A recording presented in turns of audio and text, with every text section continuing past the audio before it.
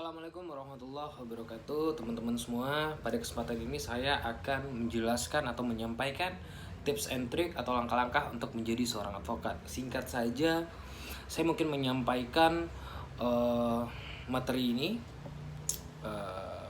agar bermanfaat bagi teman-teman yang ingin bercita-cita sebagai seorang advokat profesional. Saya insya Allah mudah-mudahan dapat membantu teman-teman. Nah, di sini saya mungkin akan menggunakan bahasa-bahasa yang sederhana saja biar teman-teman juga lekas memahaminya gitu kan. Tidak pakai embel-embel pasal dan atau undang-undang karena nanti jadi ribet gitu kan. Tapi apa yang saya sampaikan itu pastilah berdasar dari regulasi, terutama Undang-Undang 18 2003 tentang advokat gitu kan. Nah, pertama yang harus saya sampaikan adalah apa sih syarat syarat untuk menjadi seorang advokat? Nah, pertama sekali adalah jelas kita harus mempunyai latar belakang sekolah hukum, yakni sarjana hukum atau dari sarjana kepolisian. Nah, kalau di sarjana hukum seperti saya sendiri itu biasanya terbagi-bagi ya, ada bagian pidana, bagian hukum administrasi negara, hukum tata negara, hukum perdata, dan lain-lain. Nah, kalau saya sendiri, saya berasal dari hukum sistem peradilan pidana. Nah, dulu di Universitas Andalas ada bagian itu. Nah, concern ilmu itu.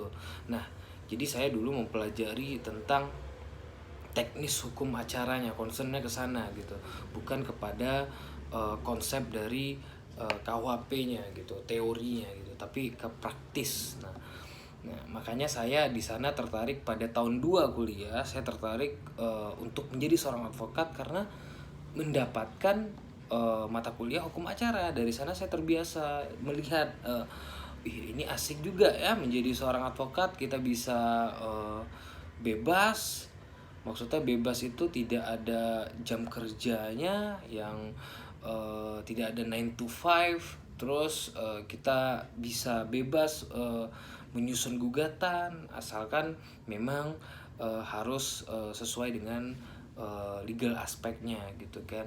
Nah, selanjutnya dari sarjana kepolisian ya. Kalau dari sini saya mungkin tidak bisa terlalu dalam karena saya sendiri tidak pernah mengenyam pendidikan tersebut gitu. Nah, tapi sarjana hukum dan sarjana kepolisian itu masuk dalam kategori sekolah yang berlatar belakang hukum gitu kan.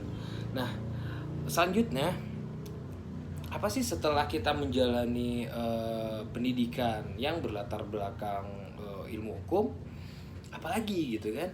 Nah, pertanyaan ini mungkin bisa beragam ya. Ada yang nganggur dulu, ada yang ikut magang dulu. Nah, ada yang sambil apply pekerjaan yang lain gitu kan. Nah, kalau saya pribadi lebih memilih ketika saya baru diwisuda, saya berpikir sama lah kayak teman-teman atau fresh graduate yang lain ya, untuk mencari pekerjaan. Saya serius, walaupun saya sudah berjaya sebagai advokat, saya serius untuk mencoba ya mencari kerja. Nah, tapi beberapa kali saya coba ternyata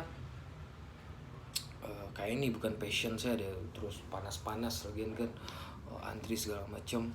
Nah, kayak saya memang harus bersusah-susah dahulu. Sama aja orang yang mau cari kerja duluan juga nggak masalah, susah juga. Nah, saya lebih mencari jalan lain untuk bersusah-susah juga, tapi mungkin jalannya aja yang berbeda gitu.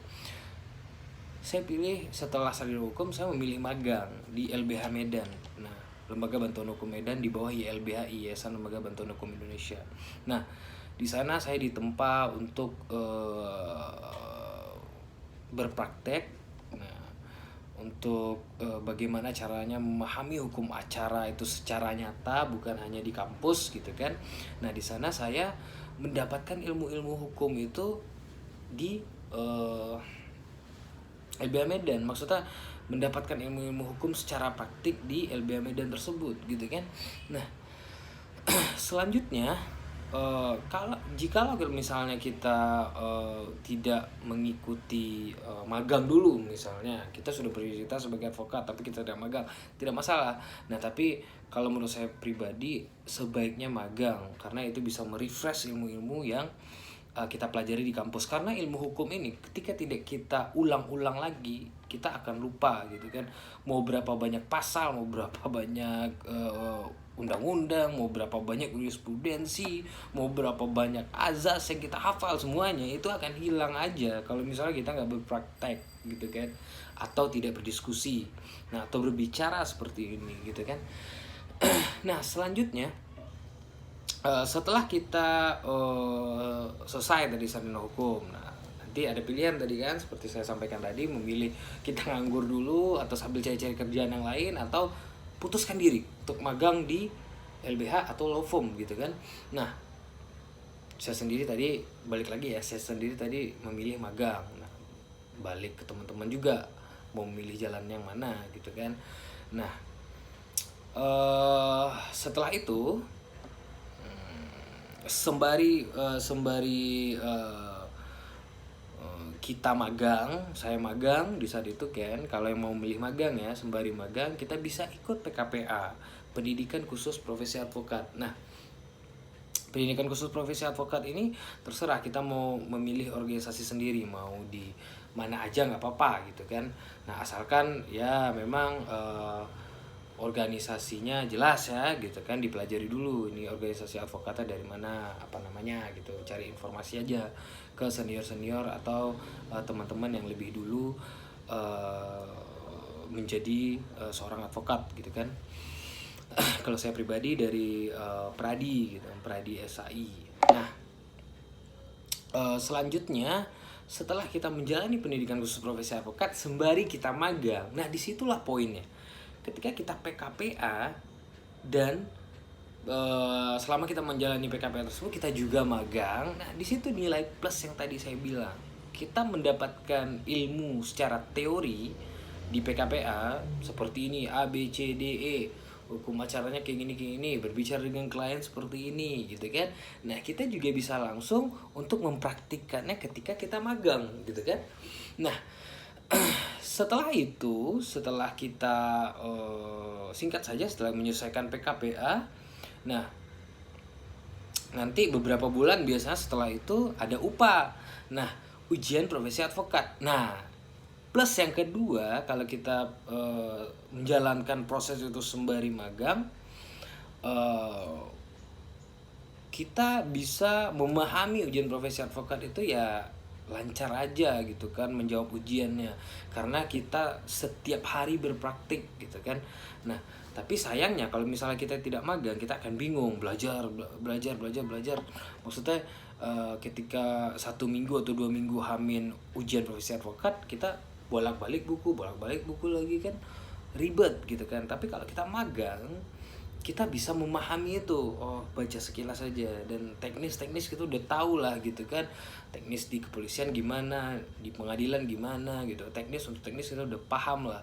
Nah kekurangannya kalau kita tidak magang seperti itu. Nah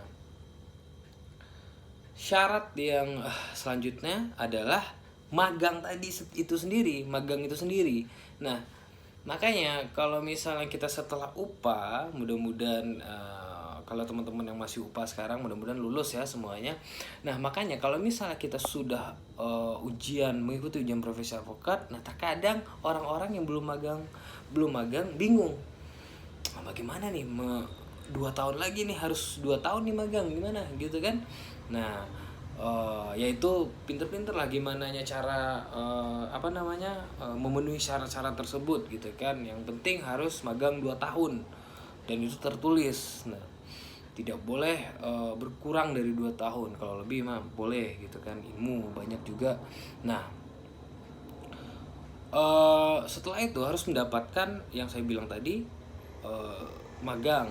Nah sudah menjalani magang dan mendapatkan surat rekomendasi ya, sudah pernah magang, catatan magang segala macam. Nah bahwasanya membuktikan kita memang sudah pernah magang 2 tahun di law firm tersebut atau law office tersebut. Nah setelah itu, nah kita boleh menjadi selanjutnya kita boleh kalau sudah memenuhi syarat-syarat tadi yang saya sebutkan tadi, PKPA, UPA, sudah megang 2 tahun. Nah, syarat yang satu lagi yang harus kita penuhi adalah minimal umur kita sudah 25 tahun. Sesuai undang-undang advokat ya 18 2003, umur kita minimal harus 25 tahun gitu kan. Nah, jadi kalau misalnya umur kita masih kurang dari 25 tahun ya kita bersabar dulu, walaupun kita sudah lulus ujian profesi advokat, kita harus bersabar dulu. Dan misalnya kita umur 23 atau 24, 1 tahun lagi nih untuk jadi advokat karena minimal 25. Nah, kita manfaatkan itu, kita manfaatkan waktu 1 atau 2 tahun itu untuk belajar lagi. Jadi ketika kita misalnya sudah dilantik menjadi advokat, kita sudah tinggal praktek aja, tinggal sidang aja segala macem gitu kan, untuk mendampingi klien, ngasih advice klien. Nah, jadi kita udah biasa gitu kan. Nah, kalau kita sudah memenuhi syarat-syarat tersebut, nah maka kita sudah boleh untuk disumpah menjadi seorang advokat gitu kan. Nah, setelah menjalani sumpah advokat, setelah menjadi sumpah advokat, terus dilantik sebagai seorang konsultan hukum atau advokat. Nah, di pengadilan tinggi dan organisasi advokatnya. Nah, setelah itu kita resmi menjadi seorang advokat yang dapat berpraktek di seluruh wilayah hukum di Indonesia. Nah, jadi kita bisa berpraktek di seluruh wilayah hukum Indonesia. Nah,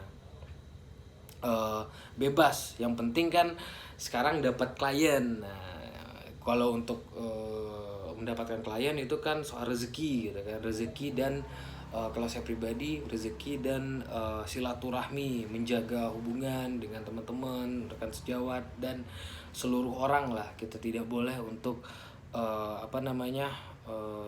menjalin permusuhan. Nah, seharusnya kita menjalin keakraban dengan teman-teman baik dari kampus kita, atau organisasi kita, atau teman rekan atau rekan sejawat kita gitu kan. Nah, langkah-langkahnya seperti itu. Nah, mungkin selanjutnya untuk pasti ada yang bertanya mungkin. Nah, di sini setelah kita dilantik jadi advokat, apa kita diarahkan oleh organisasi atau siapapun lah gitu kan, atau senior gitu kan. Nah itu balik ke diri kita sendiri. Makanya advokat itu adalah profesi yang mandiri gitu kan. Dia tidak bergantung dengan orang lain gitu kan. Nah, tapi ada kode etik. Nah, kode etik lah yang mengatur bagaimana kita bersikap sebagai profesi yang terhormat. Nah, officium nobile, nah gitu kan.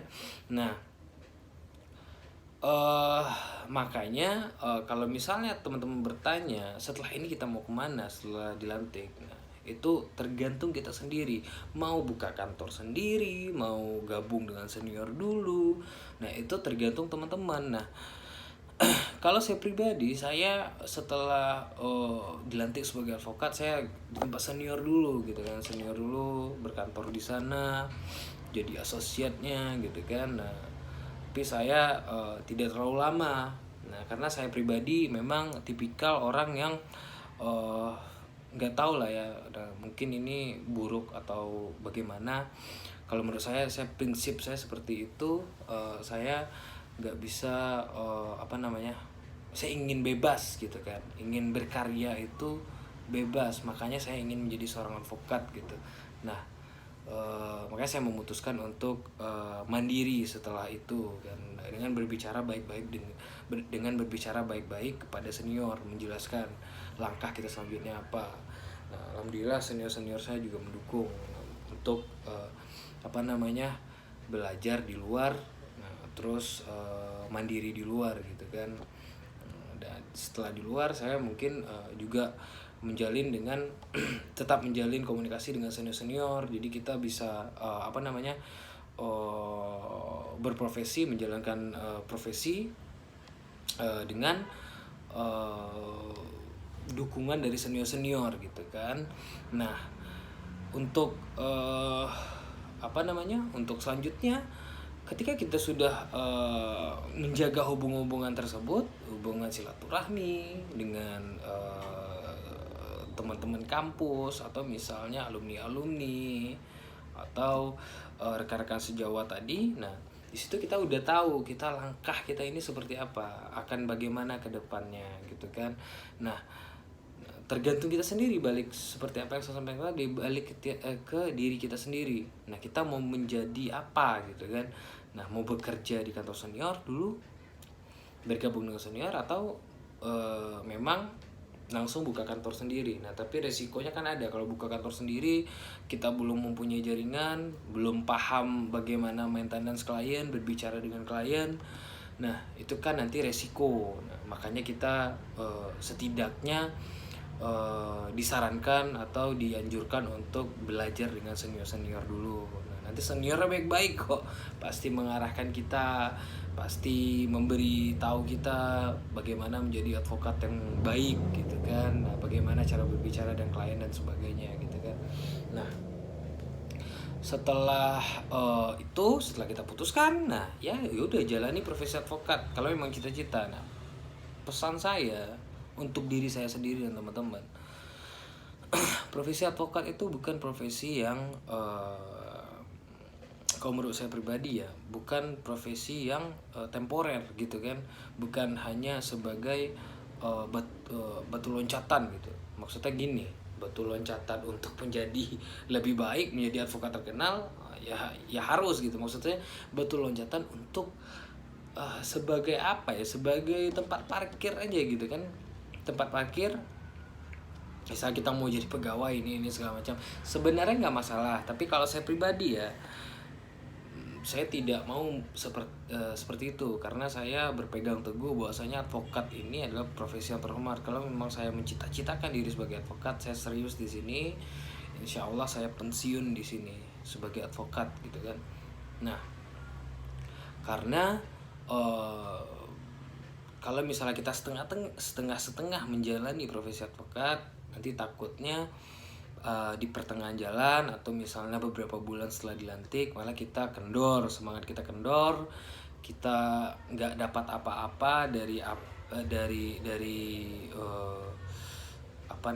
dari proses yang udah kita lalui kemarin, dari PKPA, UPA, magang. Masa setelah kita dilantik 1 atau 2 bulan atau 3 bulan atau berapa bulan kita masih malah kendor gitu kan. Nah, itu biasanya efek dari ketemporeran profesi tadi. Nah, itu kita tanamkan di hati kita bahwasanya, nah ini profesi advokat ini hanya untuk sementara lah, nanti kalau misalnya dapat kerja yang lebih baik saya pindah. Itu biasanya mengganggu mental kita, mengganggu jiwa kita, bahwasanya aduh kayak gini bosan gitu, kerjanya gini-gini aja sama senior gitu kan, capek. Nah, gajinya nggak seberapa gitu kan. Nah, takutnya mindset seperti itu masuk kepada kita. Makanya sebelum melangkah menjadi seorang profesional lawyer, kita harus memikirkan matang-matang dulu, apakah lawyer ini akan saya jalani terus sampai pensiun, apakah hanya sebagai batu loncatan aja. Nah, makanya saya pribadi menanamkan kepada diri saya bahwasanya saya akan pensiun di profesi advokat gitu kan. Nah, ketika kita sudah meyakini itu, pasti kita akan serius menjalani profesi ini gitu kan. Nah, makanya walaupun saya juga baru ya menjadi advokat, baru 2 atau 3 tahun, nah tapi saya ingin berbagi cerita aja bersama teman-teman agar teman-teman dapat dapat gambarannya bagaimana profesi advokat itu gitu kan. Nah, kalau mungkin senior-senior sudah banyak lah menyampaikan itu. Nah, tapi kan saya sendiri lawyer yang baru juga, terbilang baru juga. Nah, mindset saya seperti itu. Tidak boleh menjadikan profesi advokat itu hanya profesi yang tempat parkir gitu kan. Nah, tempat parkir maksudnya tempat parkir pekerjaan untuk sementara saja. Nah, harus didalami, harus diseriuskan. Nah, karena kalau kita setengah-setengah kayak seperti yang saya sampaikan tadi, nah nanti di tengah akan capek sendiri. Nah, Gitulah kira-kira apa yang saya sampaikan. Mungkin teman-teman dapat memahaminya dan bisa bermanfaat bagi teman-teman. Semoga teman-teman yang lagi menjalani PKPA bisa lancar, bisa memahami isi dari materi-materi PKPA, dan teman-teman yang lagi atau akan menjalani ujian profesi advokat, semoga lulus dan menjadi advokat profesional yang amanah dan baik gitu kan.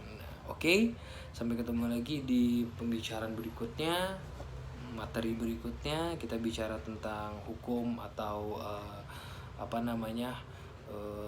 proses menjadi seorang advokat, atau cerita tentang advokat di sesi berikutnya, atau misalnya di lain waktu gitu. Insya Allah. Terima kasih teman-teman ya, semoga bermanfaat. Sekali lagi, assalamualaikum warahmatullahi wabarakatuh.